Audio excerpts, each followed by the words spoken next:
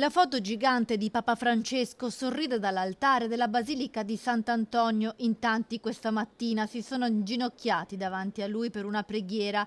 Il volto del pontefice, che aveva scelto il nome del poverello di Assisi accanto alla tomba di Sant'Antonio, uno dei santi più amati, che nel suo percorso di fede aveva anche lui abbracciato la strada francescana ed era sempre stato vicino agli ultimi.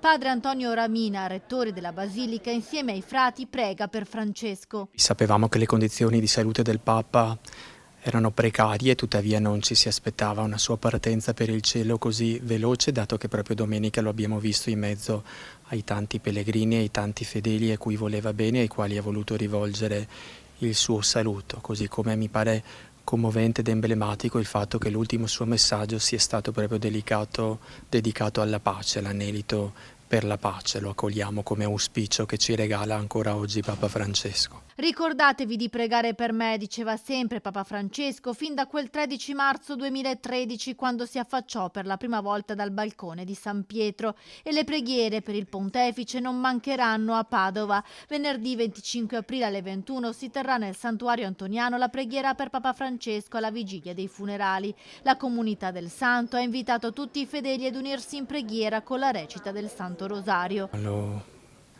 pensiamo e lo desideriamo come nostro protettore dal cielo, gli chiediamo forse il coraggio di mettere in atto gli insegnamenti che ci ha regalato, più che con le parole, con la sua testimonianza di vita, quindi con l'affetto che lui dedicava sempre alle persone escluse, povere, accogliendole sempre con il sorriso, con grande bontà, ma anche con tutta la sua passione che dedicava alla cura per il creato. Credo che siano questi due dei tratti francescani più tipici che il suo insegnamento ci ha regalato e dei quali siamo chiamati a far tesoro: la cura per il povero, l'amore per la terra, per il creato. Un'eredità, quella di Papa Francesco, che lascia a tutto il mondo, non solo ai cristiani. Aveva a cuore l'umano, la persona, al di là della sua appartenenza ecclesiale o meno, e forse anche il suo modo con cui ha vissuto il Vangelo, non tanto attraverso proclamazioni dottrinali, dogmatiche, ma proprio attraverso la vicinanza appassionata alle persone più bisognose.